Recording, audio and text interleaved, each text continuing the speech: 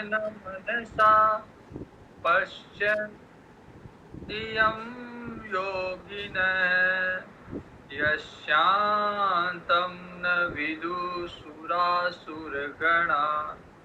देवाय तस्मै नमः देवाय तस्मै नमः। श्रीमद् भगवद गीता के द्वितीय अध्याय में आज हम हैं और द्वितीय अध्याय के श्लोक संख्या 5 तक हमने कर लिया था। अर्जुन कहते हैं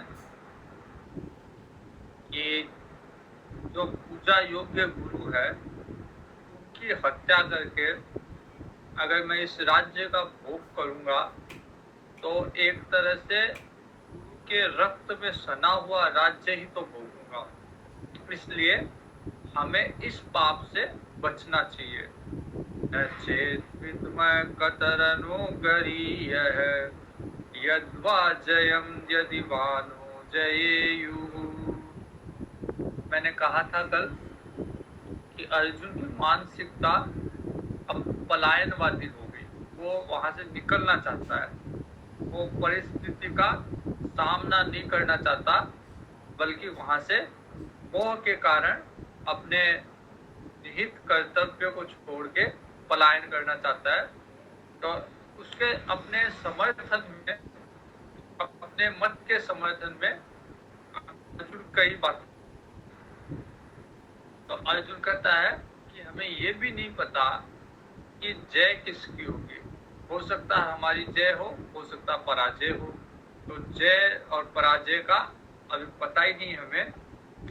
याने वह जिजीविषामः, और फिर इन लोगों को मार के मेरे जीने की इच्छा भी समाप्त हो जाएगी, मैं जीना भी नहीं चाहूंगा। जिजीविषा मेरी समाप्त हो जाएगी, मैं अपने ही स्वजन की हत्या करके फिर जीना नहीं चाहूंगा। देवस्थिता प्रमुखे धार्तराष्ट्राः कार्पण्य दोषोपहत स्वभावः पृच्छामि त्वां धर्म सम्मूढ़चेताः। अब मेरा मन जो है कायरता रूपी दोष से अपहत हो गया है। मेरे मन पे कायरता छा गई है, इसलिए अब मैं आपसे पूछता हूँ। धर्म के विषय में मोहित चित्त हूँ मैं, मुझे ज्ञात नहीं, विवेक नहीं कर पा रहा कि क्या धर्म है क्या अधर्म है, इसलिए मैं आपसे पूछता हूँ। अब देखिए दुर्योधन क्या बोला था, जानामि धर्मम, कि धर्म मेरे को पता है, न च प्रवृत्ति, लेकिन मैं उसमें प्रवृत्त नहीं हो पा रहा। अर्जुन यहाँ कहता है कि पृच्छामि त्वाम, वो दुर्योधन कहता है जानता हूँ, और अर्जुन कहते हैं कि मैं पूछता हूँ। तो जब व्यक्ति ये कहे कि मैं तो जानता हूँ, तो फिर वहां पे उपदेश नहीं दिया जा सकता। जब ये कोई कहे कि मैं आपसे पूछता हूँ, तो उपदेश फिर दिया जा सकता है। तो अर्जुन कहता है पृच्छामि त्वाम धर्म सम्मूढ़चेता, और सिर्फ इतना ही नहीं कहता, आगे कहता है यच्छ्रेयस्या निश्चितम ब्रूहि तन्मे, जो इस परिस्थिति में मेरे लिए श्रेष्ठ है, श्रेय है, वो मेरे को बताओ। युद्ध जीतना और हारना ये जरूरी नहीं है कि मेरे लिए अच्छा हो बुरा हो, लेकिन जो मेरे लिए श्रेय है, कल्याण का मेरा मार्ग है, तो हर कर्म में जीत हार देखने की बजाय ये देखना चाहिए कि इसमें कल्याण कितना निहित है, अल्टीमेट इसका क्या रिजल्ट निकलने वाला है। शिष्यस्तेहं साधि मां त्वां प्रपन्नम, और फिर अर्जुन कहता है कि मैं आपका शिष्य हूँ, आपके शरणागति आता हूँ। तो ज्ञान जब तक नहीं दिया जा सकता जब तक सामने वाला शरणागति ना हो। अब अर्जुन शरणागत हो गया, अपने आप को शिष्य के रूप में प्रतिस्थापित कर रहा है और भगवान को के रूप में स्वीकार कर रहा है। तब तब भगवान फिर आगे ज्ञान कहेंगे। जब तक शिष्यत्व भाव नहीं आए, जब तक शरणागति का भाव नहीं आए, तब तक ज्ञान कहा नहीं जा सकता, ज्ञान को स्वीकार भी नहीं किया जा सकता। नहि प्रपश्यामि ममापनुद्यात् यच्छोकमुच्छोषणमिन्द्रियाणाम्। अर्जुन कहते हैं कि अब मैं मेरा जो इंद्रियां मेरी सूख रही है, यहाँ पे मैं शोक के सागर में डूबा हुआ हूँ, तो मैं मेरा कल्याण नहीं देख रहा। और ये तो हस्तिनापुर का राज्य है। अवाप्य भूमावसपत्नमृध्यं राज्यं सुराणामपि चाधिपत्यम्।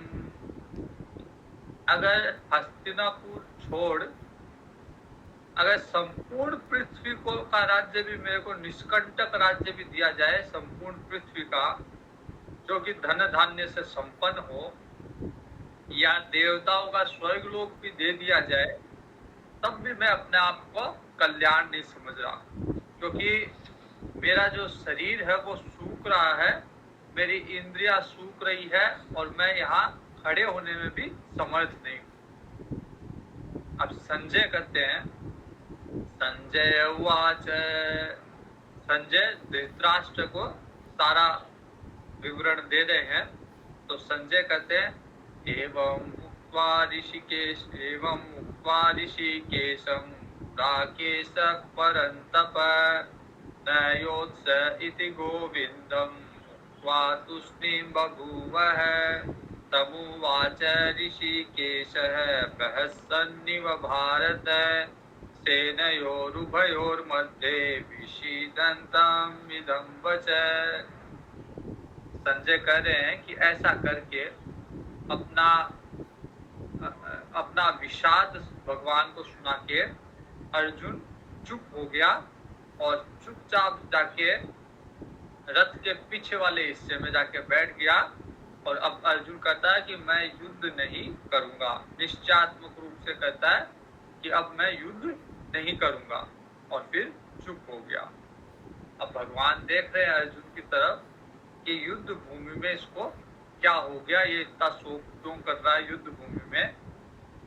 दोनों सेनाओं के मध्य में रथ के ऊपर भगवान सारथी के रूप में है, अर्जुन रथी है। तो भगवान फिर हंसते हुए अर्जुन को ज्ञान देना प्रारंभ करते हैं। तो यहाँ तक भगवान ने कोई ज्ञान नहीं दिया। अब दूसरे अध्याय के 11वें श्लोक से भगवान ज्ञान देना प्रारंभ करते हैं।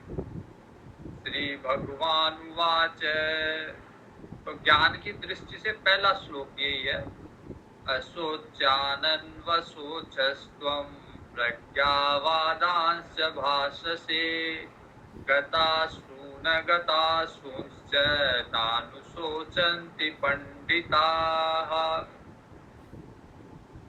भगवान कहते हैं कि अर्जुन, तू बातें ज्ञानी जैसी कर रहा है, लेकिन तेरा व्यवहार ज्ञानियों जैसा नहीं है।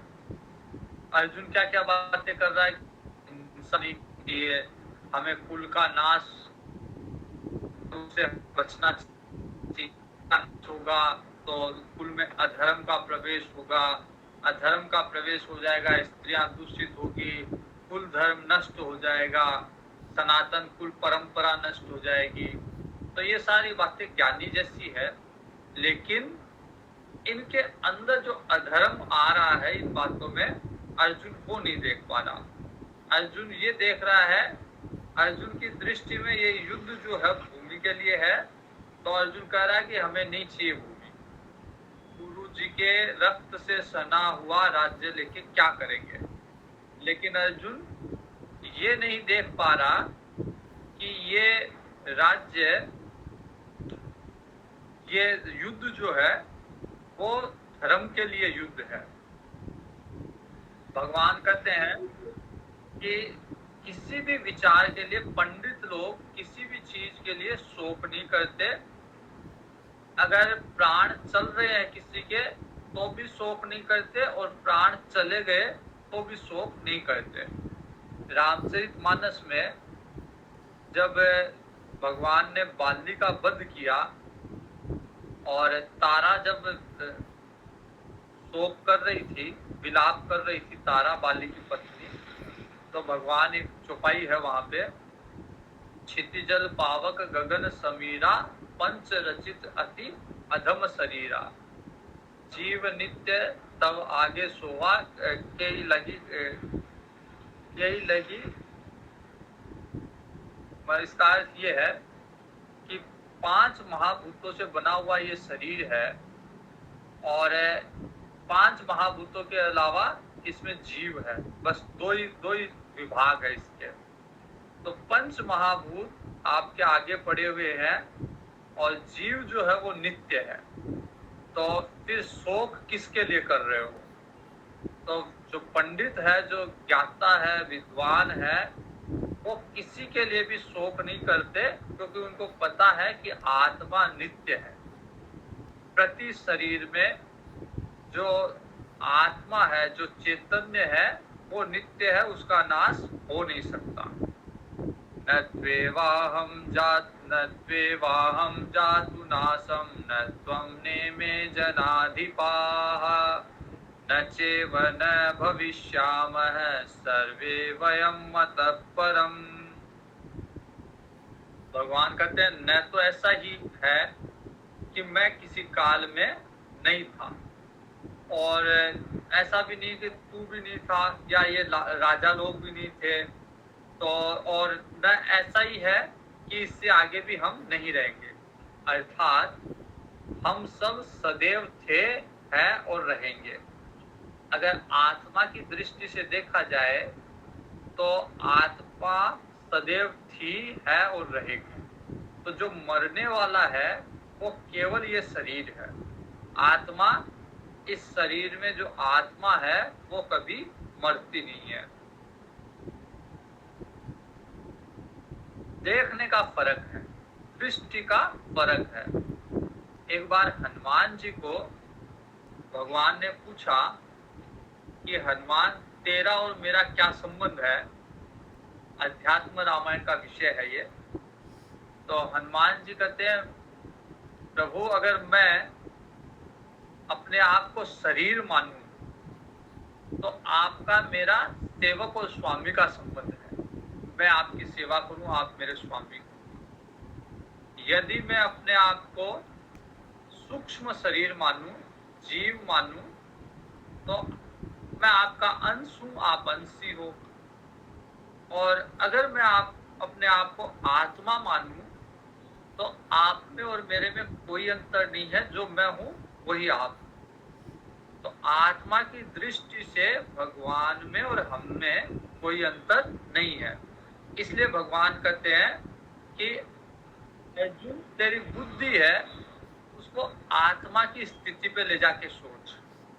आत्मा की दृष्टि से कभी ऐसा नहीं था कि हम लोग नहीं थे, और कभी ऐसा नहीं होगा कि आत्मा नहीं रहेगी। तो तू जो मोह कर रहा है वो इन शरीरों से कर रहा है। ये मेरे गुरुजी है, ये गुरुजी नहीं है, गुरुजी का शरीर है, नष्ट होने वाली चीज। इसमें गुरुजी नहीं, गुरुजी का शरीर नष्ट होने वाला है। गुरुजी की आत्मा कभी नष्ट नहीं होने वाली। देहिनोऽस्मिन्यथा देहे कौमारं यौवनं जरा तथा देहांतर प्राप्ति धीरस्तत्र न मुह्यति। जैसे हमारे शरीर में बचपना था, बाल्य अवस्था थी, युवा अवस्था है, फिर उसके बाद में वृद्धावस्था आएगी। तो जो विद्वान है वो इसके लिए कभी विलाप नहीं करता कि मेरा तो बचपन चला गया। बचपन क्या चला गया, वो तो अवस्था थी, अवस्था को पार करना ही होता है। तो बचपन एक अवस्था थी, अब उस अवस्था को पार करके युवा अवस्था में आ गए, युवा अवस्था में वृद्धावस्था में चले जाएंगे। तो ये तो अवस्था है, अवश्यंभावी होगी। इसके लिए शोक क्या करना?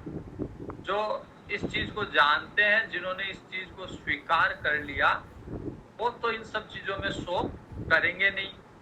और जो अज्ञानी है, जानते हुए भी वो स्वीकार नहीं कर पा रहे, वो इन चीजों पे शोक करेंगे। अरे मैं तो बचपन में था, अब मैं बड़ा हो गया। तो जैसे जैसे अगर बच्चे को गुब्बारा दिलाओ और वो गुब्बारा अगर फूट जाए तो बच्चा शोक करता है, बच्चे को दुख होता है कि मेरा खिलौना था, टूट गया। लेकिन जो पिताजी गुब्बारा दिला रहे हैं, उनको पता है कि गुब्बारा तो 1 दिन में 2 दिन में टूटना ही है, तो उसके लिए क्या शोक करना। तो यहाँ पे भगवान कहते हैं कि जैसे देह के अंदर ये अवस्थाएं आती है, वैसे ही जीव एक देह से दूसरे देह में भी है। आज मनुष्य शरीर है, कल हो सकता है किसी अन्य शरीर, कोई पशु पक्षी, कुछ भी शरीर हम धारण कर सकते हैं। तो इसके लिए शोक नहीं करना चाहिए, क्योंकि आत्मा तो कभी मरती नहीं है, आत्मा अजर अमर है, मरने वाला शरीर है। मात्रा स्पर्शास्तु कौन्तेय शीतोष्ण सुख दुःखदाः आगमापायिनो नित्यास्तान् तितिक्षस्व भारत। भगवान कहते हैं कि सर्दी, गर्मी, सुख, दुख ये इंद्रियों और विषय के संयोग से होने वाला है। जैसे अगर मान लीजिए हमारे किसी इष्ट की, कोई बहुत हमारे नजदीक है, उसकी मृत्यु हो जाए तो हमें दुख नहीं होगा जब तक कि हमने हमारी आंखों से न देख लिया या कानों से न सुन लिया हो सकता है हमने 2 दिन हमें पता न चले, तो जब तक पता नहीं चलेगा हमें कोई दुख नहीं होगा, क्योंकि हमें उस चीज का आभास ही नहीं है, पता ही नहीं है। और जैसे ही पता चला, इंद्रियों से जैसे ही हमने उसे ग्रहण किया, हमें दुख हुआ। वैसे सुख भी है। तो ये सब चीजें, सर्दी, गर्मी, सुख, दुख, ये इंद्रिय और विषयों का संयोग जब होता है तब उत्पन्न होती है ये सब चीजें। और ये सब विनाशशील है, अनित्य है। आज सुख है, कल दुख होगा, कल दुख है, फिर सुख होगा। तो इन सब चीजों को सहन करना चाहिए। सर्दी है तो गर्मी आएगी, गर्मी है फिर सर्दी आएगी, इनके लिए शोक नहीं करना चाहिए। जितना हो सके, कोई साधन उपलब्ध है तो साधन का सहारा ले लो, अन्यथा उसको सहन करो। सुख, दुख, गर्मी, सर्दी, इनके ऊपर विलाप नहीं करना चाहिए। यम ही न व्यथयन्ते ते पुरुषं पुरुषर्षभ सम दुःख सुखम धीरम सो अमृतत्वाय कल्पते। जो व्यक्ति इनको सहन करता है, इन विषयों से व्याकुल नहीं होता, वही मोक्ष का अधिकारी है। जो इन विषयों से व्याकुल हो रहा है, सर्दी, गर्मी, सुख, दुख, इनसे व्याकुल हो रहा है, तो उसके लिए मोक्ष नहीं है। क्योंकि वो थोड़ी सी भी मन की उद्वेगता से, अनुकूल प्रतिकूलता से मन उसका उद्वेलित हो जाता है। जबकि लक्ष्य हमारा मन को शांत करना, मन को समता की अवस्था में लाना है। तो दुख सुख को समान समझने वाला धीर पुरुष, जो इंद्रिय और विषय के संयोग से व्याकुल नहीं होता, वही मोक्ष का अधिकारी है। क्योंकि वो जानता है नासतो विद्यते भाव है, ना भावो विद्यते सतः, उभयोरपि दृष्टोन्तः त्वनयोस्तत्त्वदर्शिभिः। वो जानता है कि असत वस्तु की तो सत्ता नहीं है और सत वस्तु का अभाव नहीं है। अर्थात कि सत वस्तु अर्थात आत्मा, उसको तो कोई मिटा नहीं सकता, और कितना भी प्रयास कर ले, जो असत वस्तु है, जो शरीर है हमारा, उसको तो एक न एक दिन नष्ट होना ही है। तो उसकी वास्तव में कोई सत्ता है ही नहीं। इसलिए ज्ञानी व्यक्ति स्वयं की देह के नाश होने से या अपने आसपास किसी परिचित की देह का नाश होने से भी शोक नहीं करता। अविनाशी तु तद्विद्धि येन सर्वम् इदं ततं विनाशम् अव्ययस्यास्य न कश्चित् कर्तुमर्हति। तो नाश रहित को तो तू उसको जान। नाश रहित कौन है?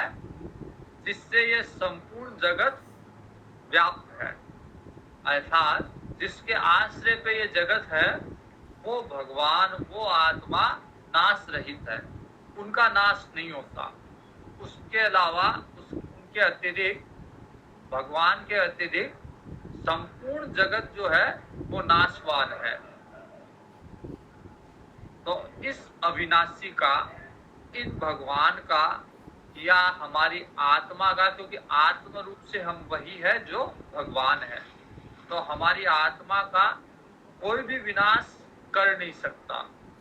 और जो विनाशी वस्तु है उसको कोई भी रख नहीं सकता। इतने बड़े बड़े राजा हुए, अपनी देह को हमेशा के लिए रख नहीं पाए। तो इसके लिए ज्ञानी व्यक्ति इस रहस्य को जानता है, फिर वो क्यों शोक करेगा। अंतवंत इमे देहा नित्य शोक्ता शरीरिणः अनासीनो अप्रमेयस्य तस्मात् युध्यस्व भारत।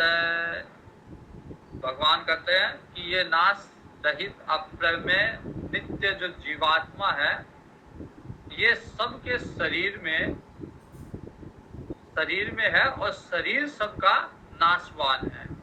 इसलिए तू शोक मत कर कि ये मेरे गुरु जी है, ये भीष्म पितामह जी है, ये मेरे मामा है, इनके लिए शोक मत कर।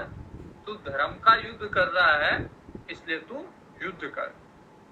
य एनं वेत्ति हन्तारं यश्चैनं मन्यते हतम् उभौ तो न विजानीतः नायं हन्ति न हन्यते। जो ये समझता है कि आत्मा मरने वाली है तथा जो इसको मरा मानता है, मर गया, तो हम ये माने कि इसका शरीर मरा है या ये माने कि उसकी आत्मा मरी है। तो आत्मा किसी की भी मर नहीं सकती। आत्मा सदैव रहती है। जो नाशवान शरीर है वही उसका ही अंत हुआ है। तो इस आत्मा को जो मारने वाला समझता है या मरा हुआ समझता है, वो दोनों ही नहीं जानता कि आत्मा न मरती है न इसे मारा जा सकता है। न जायते म्रियते वा कदाचित् नायं भूत्वा भविता वा न भूयः अजो नित्य शाश्वतोऽयं पुराणः न हन्यते हन्यमाने शरीरे। तो आत्मा किसी भी काल में न तो जन्मता है और न मरता है। जन्म किसका हुआ? शरीर का। मरेगा कौन? शरीर। आत्मा न जन्मी न मरी। एक भगवान शंकराचार्य जी का एक निर्वाण अष्टकम है, उसमें स्पष्ट कहा है, न जन्मो न मृत्यु। न जन्म है न मृत्यु है। आत्मा की दृष्टि से आत्मा का न जन्म है न मृत्यु है। यह आत्मा जो है वो सदैव अजन्मी है, कभी जन्म नहीं लेती। शरीर जन्मा है, इस शरीर में उस आत्मा की अभिव्यक्ति मात्र हो रही है। तो जब तक हमारा संबंध हम इस शरीर से जोड़ के रखेंगे, हमें आत्मा की अनुभूति नहीं होगी। जैसे ही हमारे मन का संबंध शरीर से छूटेगा, और तभी हमें आत्मा की अनुभूति होना प्रारंभ होगी। अजो नित्य शाश्वतो यम पुराण है, न हन्यते हन्यमाने शरीरे। क्योंकि आत्मा हमेशा अजन्मी, नित्य, सनातन, पुरातन है। शरीर के मारे जाने पे भी आत्मा नहीं मरती। वेदा विनाशिनम नित्यम य एनम अजमव्ययम, कथम स पुरुष पार्थ कम घातयति हन्तिकम्। जो पुरुष इस आत्मा को नाश रहित, नित्य, अजन्मा, अव्यय जानता है, वह कैसे किसी को मार सकता है और कैसे किसी को मरवा सकता है। अर्थात जिसका व्यवहार आत्मा से है, उसके मन में भी नहीं आता कि मैं किसी की हत्या कर दूं या किसी की हत्या करवा दूं। हत्या उसकी नहीं, उसके शरीर की हो रही है। वो जो आत्म रूप से है वो सदैव अजर अमर है। और आत्मा कैसे शरीर बदलती है, जैसे हम लोग कपड़े बदलते हैं, वैसे आत्मा एक देह से, हम जैसे आज एक वस्त्र धारण किया, कल दूसरा वस्त्र धारण करेंगे, वैसे आत्मा आज एक शरीर धारण करती है और कल दूसरा शरीर धारण कर लेगी। वांसांसि जीर्णानि यथा विहाय, पुराने कपड़ों को हम छोड़ के नए पहन लेते हैं। वासांसि जीर्णानि यथा विहाय, नवानि गृह्णाति नरोपराणि, तथा शरीराणि विहाय जीर्णा अन्यानि संयाति नवानि देहि। तो जिस प्रकार से हम पुराने कपड़े को छोड़ के नया पहनते हैं, आत्मा भी पुराने जर्जर शरीर को छोड़ के और नया शरीर ग्रहण कर लेती है। अब इसमें हमें कष्ट थोड़ी ना होता है। जब हम पुराने कपड़े को छोड़ के नया कपड़ा धारण करते हैं तो इसमें किसी तरह का कोई पीड़ा नहीं, कोई कष्ट नहीं। हम जानते हैं कि ये कपड़ा पुराना हो गया, अब नया कपड़ा धारण करना है। वैसे ही आत्मा को भी कोई कष्ट नहीं होता, कोई पीड़ा नहीं होती पुराना शरीर छोड़ के नया शरीर धारण करने में। जो कष्ट होता है वो इस शरीर को ही होता है, आत्मा को कोई कष्ट नहीं होता। नैनम छिन्दन्ति शस्त्राणि, नैनम दहति पावकः, न चेन क्लेदयन्त्यापः, न शोषयति मारुतः। इस आत्मा को न कोई मार सकता है, न कोई शस्त्र काट सकता है, न आग जला सकती है, न जल इसको गीला कर सकता है, न वायु इसको सुखा सकती है। तो आत्मा हर परिस्थिति में, हर काल में अविनाशी है, उसका नाश संभव ही नहीं है।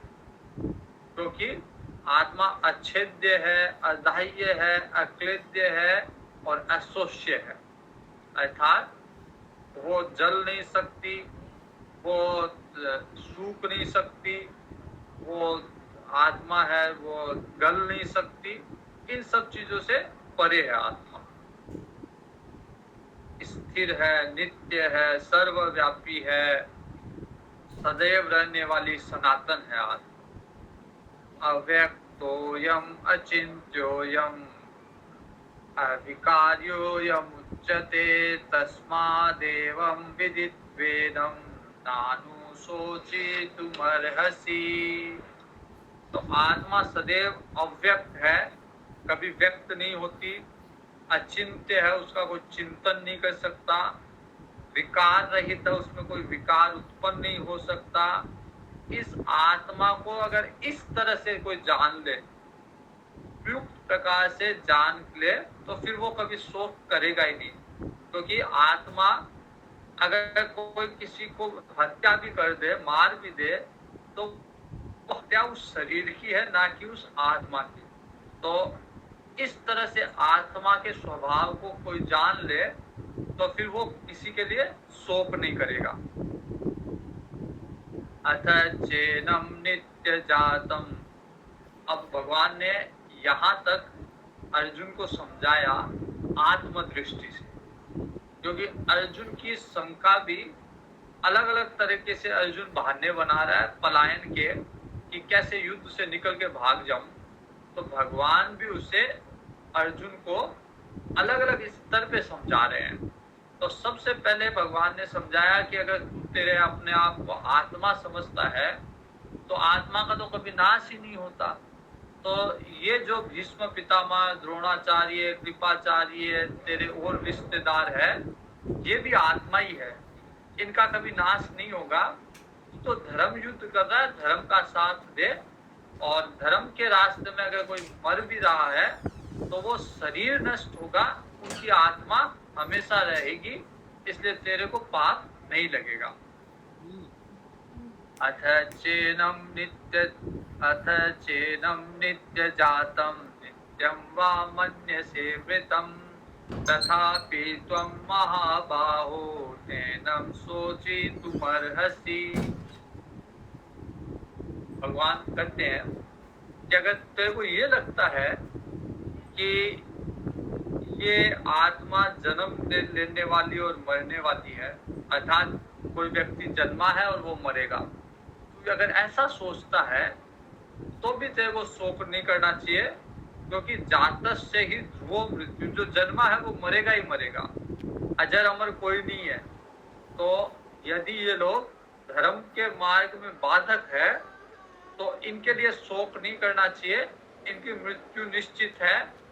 और अपने विहित कर्म से तुमको पीछे नहीं हटना चाहिए।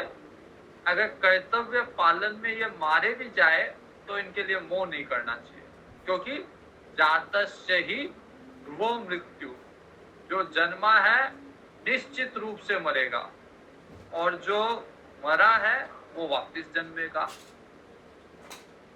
इसलिए शोक नहीं करना चाहिए। तस्माद् अपरिहार्यर्थे न त्वं शोचितुमर्हसि। इसलिए सोचने का अधिकारी नहीं है, सोचने योग्य नहीं है। अव्यक्तादीनि भूतानि व्यक्तमध्यानि भारत अव्यक्त निधनान्येव तत्र का परिदेवना। भगवान कहते हैं कि अर्जुन, ये लोग जो तेरे रिश्तेदार है यहाँ पे, द्रोणाचार्य, कृपाचार्य, भीष्म पितामह आदि आदि, तो ये लोग पहले भी नहीं थे।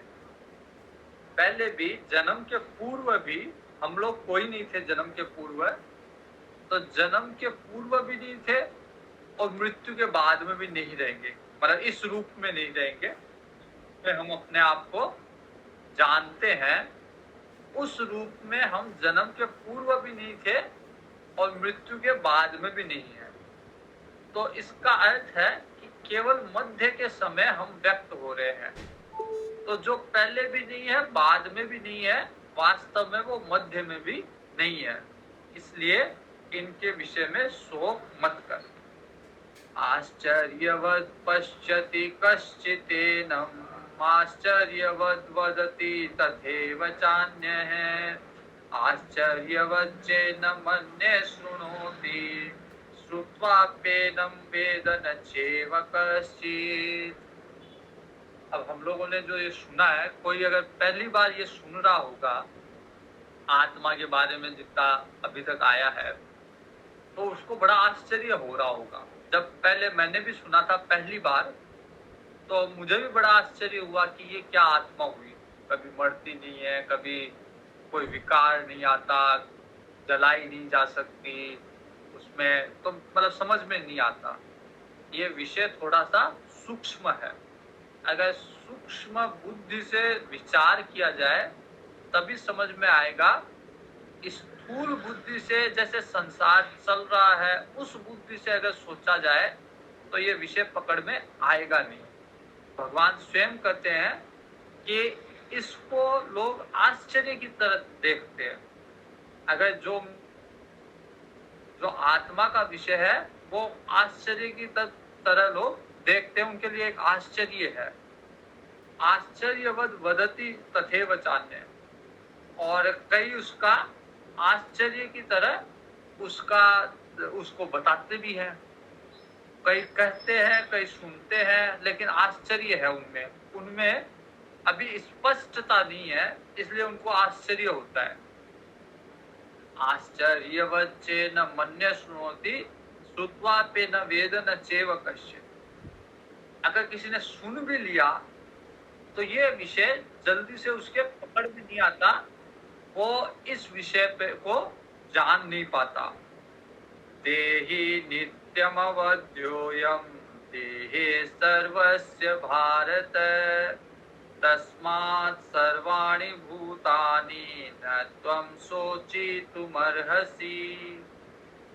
भगवान कहते हैं कि जो देही है, जो आत्मा है, वो सब देहों में, सब शरीर में आत्मा है, वो नित्य है और अवध्य है, उसको कोई मार नहीं सकता। इसलिए किसी की भी मृत्यु पे शोक मत कर, क्योंकि वास्तव में आत्मा मरती नहीं है, इसलिए सोच करने योग्य नहीं है। अब भगवान, मैंने कहा ना, भगवान अलग अलग स्तर पे समझा रहे हैं। तो सबसे पहले भगवान ने समझाया आत्मा की दृष्टि से कि अर्जुन, ये सब आत्मा है, ये शरीर नहीं है, इसलिए इनकी मृत्यु का मोह मत रख, शोक मत कर। फिर भगवान ने कहा कि अच्छा चल ठीक है, आत्मा का ज्ञान नहीं समझ में आया तो तू ये मान ले कि सबकी मृत्यु होती है, सबको जन्म लेना पड़ता है। तो जो जन्मा है अवश्य मृत्यु होगी, कोई अजर अमर नहीं है, और मृत्यु के बाद फिर जन्म होगा। तो इसलिए तू जो ये सोच रहा है कि भीष्म पितामह जी, द्रोणाचार्य जी, कृपाचार्य जी मेरे बंधु, मेरे स्वजन है, हमेशा ये नहीं रहने वाले, इनका नाश निश्चित है। तो अगर धर्म के मार्ग पे चलते हुए तेरे द्वारा ये मारे जाए तो तेरे को पाप नहीं लगेगा। अब ये भी अगर समझ में नहीं आए, कोई को ये विषय भी समझ में नहीं आए, तो भगवान कहते हैं कि इसको भी छोड़ और तू इतना समझ ले कि तू क्षत्रिय रूप में जन्मा हुआ है, और इसलिए अब तेरा क्या धर्म है। स्थूल रूप से जो हम पढ़ते हैं कि 4 वर्ण व्यवस्था के अंतर्गत 4 वर्ण है, चारों वर्णों के अलग अलग धर्म है। तो जो क्षत्रिय है, जो राज परिवार में जन्मा हुआ है, उसका धर्म है युद्ध करना। और क्षत्रिय को अगर धर्म युक्त युद्ध मिला तो उसको छोड़ नहीं सकता। उसको अगर छोड़ने का मतलब उसको पाप लगेगा। और धर्म युद्ध करता करता अगर वीर गति को प्राप्त हुआ, शहीद हो गया, तब उसको स्वर्ग मिलेगा। और अगर जीत गया तो निश्चित रूप से उसको राज्य मिलेगा ही मिलेगा। तो भगवान कहते हैं कि तू ये मान कि तू क्षत्रिय है, तो स्वधर्म पे विचार कर। स्वधर्मपि चावेक्ष्य न विकम्पितुमर्हसि। स्वधर्म के विचार करके भी तू मतलब हिलने में, अपने यहाँ से हिलने में या मन को डोलायमान करने में योग्य नहीं है, या योग्य नहीं करना चाहिए, क्योंकि तू क्षत्रिय है और ये धर्म युद्ध है। तो क्षत्रियों को तो धर्म युद्ध बहुत मुश्किल से मिलता है, क्योंकि धर्म युद्ध सीधा स्वर्ग का द्वार है। अगर उस युद्ध में मारा भी जाता है क्षत्रिय, तो वो स्वर्ग में पहुंचता है। अथ चेतम इमं धर्म्यम संग्रामम न करिष्यसि। भगवान कहते हैं कि अगर ये धर्म युद्ध नहीं लड़ेगा तो फिर तेरे को पाप लगेगा, तेरी कीर्ति भी चली जाएगी। तथा स्वधर्मम कीर्तिम च, तेरा धर्म भी जाएगा, तेरी कीर्ति भी जाएगी, और तेरे को पाप भी लगेगा। तो अकीर्ति चापि भूतानि कथयिष्यन्ति ते व्ययाम। तो जितने भी ये योद्धा लोग हैं, अगर तू इस युद्ध से पलायन कर गया तो ये तेरी अकीर्ति कहेंगे, तेरे बारे में भला बुरा कहेंगे, तेरे को कायर बताएंगे। संभावितस्य चाकेते मरणात् अतिरिच्यते। और क्षत्रिय के लिए तो अपयश या किसी भी सज्जन व्यक्ति के लिए अपयश, अपकीर्ति मरने से भी भयंकर है। इसलिए भय के कारण, शोक के कारण युद्ध से पलायन मत कर। भयात् रणात् उपरतं मत्स्यन्ते त्वां महारथाः येषां च त्वं बहुमतो भूत्वा यास्यसि लाघवम्। तो ये महारथी लोग तेरी निंदा करेंगे कि तू भय से, युद्ध से हट गया, ऐसा कहेंगे। और तेरे विषय में जो बात नहीं करने की है वो सारी बातें ये लोग कहेंगे। निंदन्तस्तव सामर्थ्यं ततो दुःखतरं तु किं नु किम। तेरे बारे में निंदा करेंगे, उससे बढ़कर दुख और क्या होगा।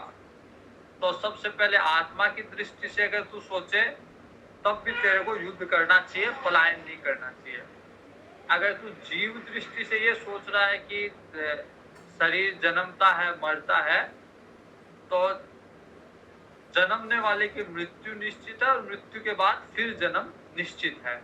इसलिए भी शोक मत कर और अपना धर्म पे विचार करे कि क्षत्रिय कुल में उत्पन्न हुआ है तो तेरा धर्म भी यही कहता है कि तू युद्ध कर।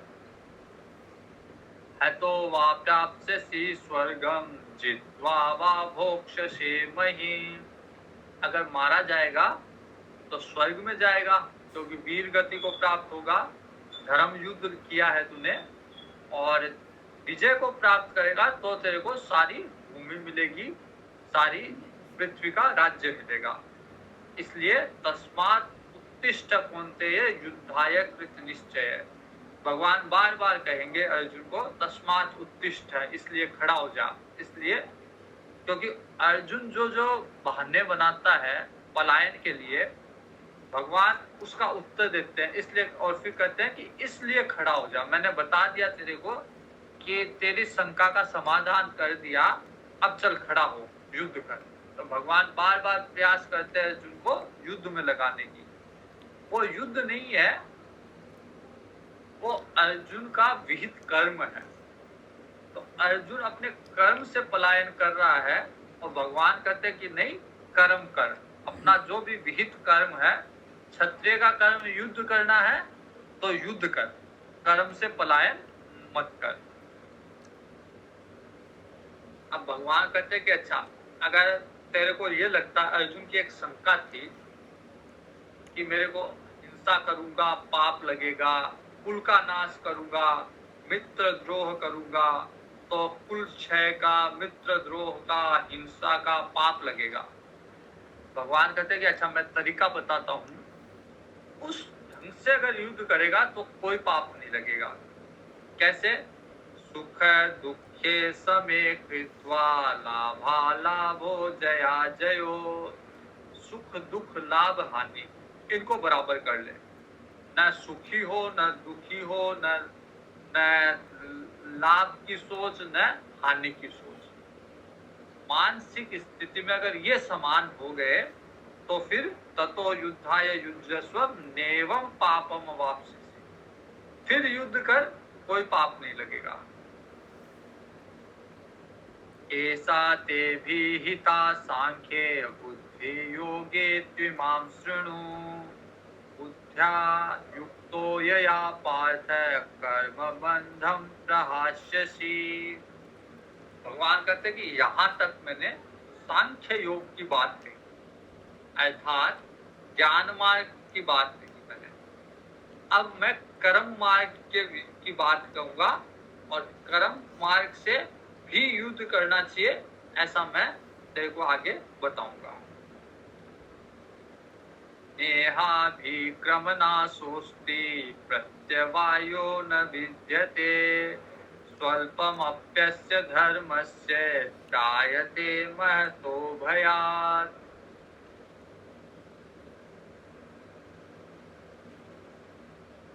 तो भगवान कहते हैं कि कर्म को अगर कर्म योग से किया जाए तो फिर उसका उसका पाप नहीं लगता।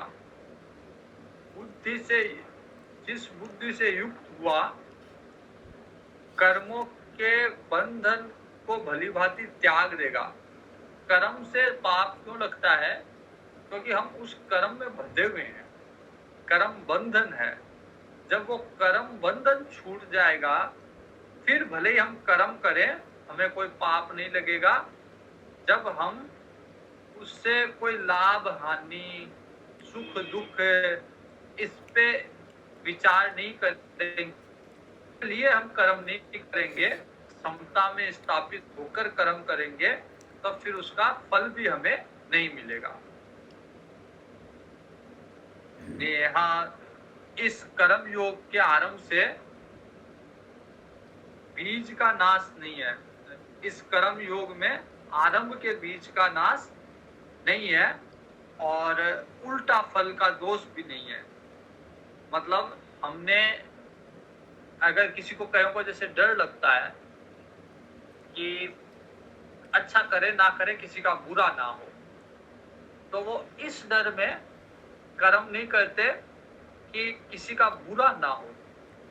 तो भगवान कहते हैं कि कर्म योग से किसी का बुरा नहीं होगा और उसका उल्टा असर भी नहीं होगा।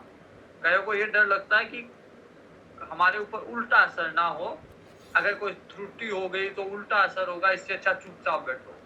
लेकिन भगवान कहते हैं कि कर्म योग से कर्म करने वालों पे कभी भी कर्म का उल्टा असर, जैसे कई दवाई होती है ना, मेडिसिन, वो रिएक्शन कर जाती है, उल्टा असर हो जाता है। भगवान कहते हैं कर्म योग से ऐसा कुछ नहीं होगा, बल्कि कर्म योग से तो अगर थोड़ा सा भी कर्म योग किया, इस कर्म योग रूपी धर्म का थोड़ा सा भी पालन किया, तो जन्म मृत्यु का जो भय है उससे वो भय नष्ट हो जाएगा। फिर न जन्म होगा न मृत्यु होगी। व्यवसायात्मिका बुद्धि एके है कुरु नंदन, बहु शाखायनन्ताश्च बुद्धयो व्यवसायिनाम। व्यवसायी, भगवान कहते हैं कि कर्म योग में निश्चयात्मिका बुद्धि एक ही होती है। जब कर्म योग व्यक्ति कर रहा है तो उसकी बुद्धि में एक ही विचार रहता है, स्पष्ट रहता है कि क्या करना चाहिए। क्योंकि अस्थिर चित्त जो है, जब विवेकहीन व्यक्ति होता है उसका चित्त अस्थिर होता है, वो कभी करूं ना करूं, वो डामाडोल स्थिति में रहता है। तो जो बुद्धि निश्चयात्मिका नहीं होती है उसका नाश निश्चित है, अस्थिर मन वाले का नाश निश्चित है। अब कोई ये कह सकता है कि कर्म की इतनी बुराई की हुई है, या कर्म को कर्म योग से करना कहा गया है, तो बहुत सारे कर्म वेदों में बताए गए हैं।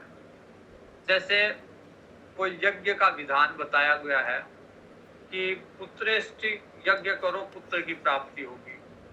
कई यज्ञ स्वर्ग के लिए यज्ञ होते हैं, वाजपेयी यज्ञ हुआ, अश्वमेध यज्ञ हुआ, राज्य प्राप्ति के लिए यज्ञ है।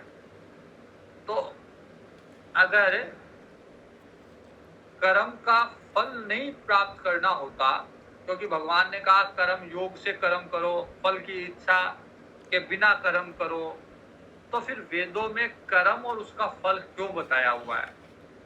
भाई अगर कर्म योग से ही कर्म करना होता, बिना फल की इच्छा के कर्म करना होता, तो वेदों में क्यों कहा गया है कि ये कर्म करने से ये फल होगा, पुत्रेष्टि कर्म करने से पुत्र की प्राप्ति होगी, धन के लिए यज्ञ करने से धन मिलेगा, स्वर्ग के लिए यज्ञ करोगे तो स्वर्ग मिलेगा।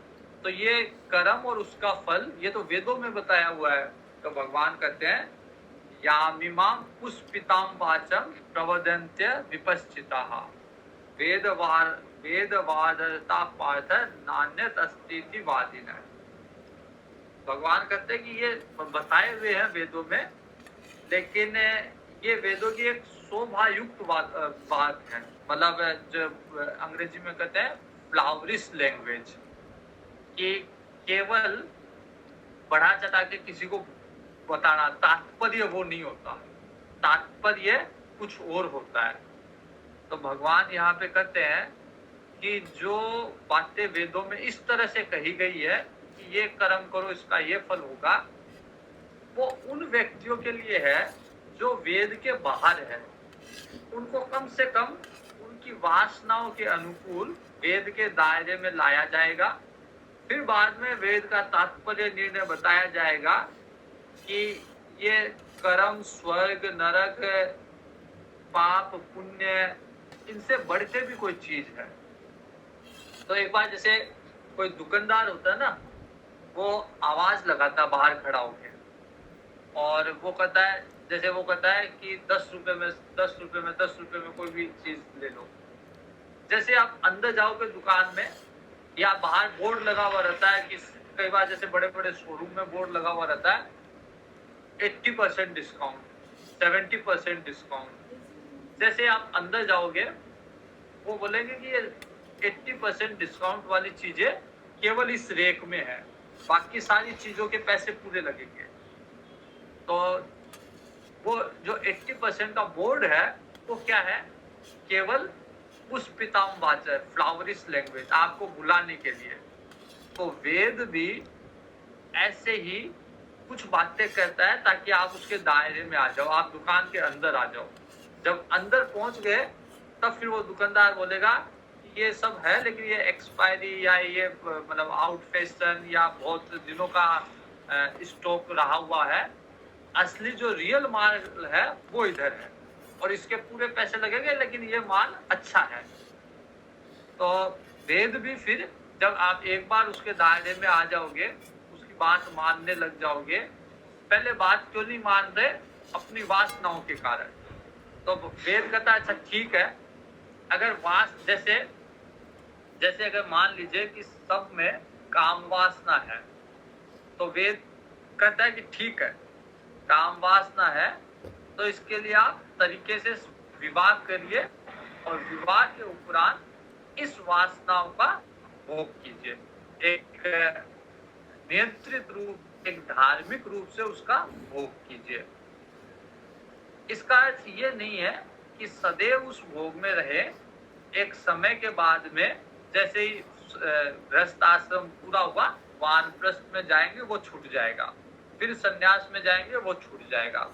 तो ये वेद नीचे उतर के हमारे स्तर पे आके बात करता है, फिर धीरे धीरे हमको ऊपर उठाते हैं। कामात्मान स्वर्ग परा जन्म कर्म फल प्रदाम क्रिया विशेष बहुला भोगेश्वर्यम गति प्रति। वेद भी बहुत सारी कामनाओं की, भोग की बातें करता है, लेकिन तात्पर्य वो नहीं है। तात्पर्य है कि जो वासनाएं हमारे अंदर है उनको हम एक धार्मिक रूप से उनको निष्पादित करें, और फिर भगवान के पथ पे, मोक्ष मार्ग पे आगे बढ़े। व्यवसायात्मिका बुद्धि समाधो न विधीयते। क्योंकि जब तक निश्चयात्मिका बुद्धि नहीं होती है, तब तक व्यक्ति की बुद्धि इधर उधर घूमती है। तो उनके विषय में भी वेदों को, उनको भी डील करना होता है, उनको भी अपने में समायोजित करना होता है। इसलिए वेद ऐसी कर्मों के विषय में बातें करते हैं। और वास्तव में वेद जो है त्रैगुण्य विषया वेदा निस्त्रैगुण्य भवार्जुन। भगवान कहते हैं कि वेद जो है वो त्रिगुणों में चलता है, मतलब प्रकृति में चलता है। प्रकृति 3 गुणों से मिलकर बनी हुई है, तमोगुण, रजोगुण, सत्वगुण। भगवान कहते हैं कि ये वेद तो तीनों गुणों के बारे में ही बताता है। तमोगुण के बारे में भी बताएगा, रजोगुण के बारे में भी बताएगा, सत्व गुण के बारे में भी बताएगा, लेकिन मुख्य प्रयोजन, मुख्य उद्देश्य वेद का आपको तीनों गुणों से बाहर निकालना है। तात्पर्य वेद का जो है निस्त्रय गुण है कि तीनों गुणों से रजस से भी ऊपर उठ जाओ, तमस से तो ऊपर उठ जाओ, रजस से भी उठ जाओ, सत्व से भी ऊपर उठ जाओ और गुणातीत बन जाओ, क्योंकि भगवान जो है वो गुणातीत है और आत्मा भगवान का ही रूप, भगवान ही है। तो जब हम गुणातीत हो जाएंगे, इन गुणों से ऊपर उठ जाएंगे, प्रकृति से ऊपर उठ जाएंगे, तो हमारा स्वरूप भगवान जैसा ही है। फिर हम में और भगवान में कोई अंतर नहीं है। तो अर्जुन को भी भगवान कहते हैं कि निस्त्रय गुण बन जा, प्रकृति से ऊपर उठ जा, सारे गुणों से ऊपर उठ जा। निर्द्वंदो नित्य सत्वस्थ निर्योग क्षेम आत्मवान, नित्य वस्तु में द्वंद्व से रहित हो जा। तरह तरह के जो द्वंद्व है, ये करूं वो करूं, जय होगी पराजय होगी, सुख मिलेगा दुख मिलेगा, ये सारे द्वंद्वों से ऊपर उठ जा, नित्य वस्तु परमात्मा में स्थित हो जा और योग क्षेम को मत चा, निर्योग क्षेम बन जा। जो मिलना है भगवान अपने आप देंगे और जो हटाना है या जिसको रखना है भगवान अपने आप रखेंगे। उसके विषय में चिंता मत कर, अपने आत्मा की ओर अग्रसर हो, अपने अंतःकरण की ओर, अंतःकरण में समाहित हो। यावानर्थ उदपाने सर्वत्र संप्लुतोदके तावान् सर्वेषु वेदेषु ब्राह्मणस्य विजानतः। जैसे सब ओर घोर पानी हो, खूब अच्छी मात्रा में पानी हो, तो फिर उस व्यक्ति को आप हो कि एक बाल्टी पानी ले ले, तो उसका प्रयोजन अब एक बाल्टी पानी में नहीं है, उसका कोई महत्व नहीं है उस एक बाल्टी के पानी से, क्योंकि चारों तरफ पानी पानी है। क्या करेगा वो एक बाल्टी पानी लेके। वैसे ही ब्रह्म को तत्व से जानने वाले को के लिए ये जितने भी वेदों के प्रयोजन बताए गए वो सारी चीजें हैं, क्योंकि ब्रह्म से उसको इतना सुख मिल रहा है, भगवान से उसको इतना सुख मिल रहा है। फिर संसार के ये छोटे मोटे सुख कि पुत्र के लिए कर्म करूं, स्वर्ग जाने के लिए कर्म करूं, पृथ्वी का साम्राज्य प्राप्त करने के लिए कर्म करूं, उन सब चीजों से उसका कोई प्रयोजन नहीं होता, उससे वो ऊपर उठ जाता है। जैसे कि चारों तरफ पानी वाला व्यक्ति एक बाल्टी पानी के लिए लड़ाई नहीं करेगा, उसके लिए उसकी महत्वता नहीं है। वैसे ही जब भगवान में मन लग जाएगा तो फिर संसार की प्रत्येक वस्तु और उसके लिए निहित कर्म, उनका महत्व शून्य हो जाएगा। अब प्रसिद्ध श्लोक है, पूरे गीता जी का प्रसिद्ध श्लोक है, कर्मण्येवाधिकारस्ते मा फलेषु कदाचन मा कर्म फल हेतुर्भूर्माते संगोस्त्व कर्मणि। भगवान कहते हैं कि केवल कर्मों में तेरा अधिकार है, उसके फल में कभी नहीं। इसलिए फल की चिंता मत कर, फल का आश्रय लेके कर्म मत कर, तू कर्मों को फल का हेतु मत मान।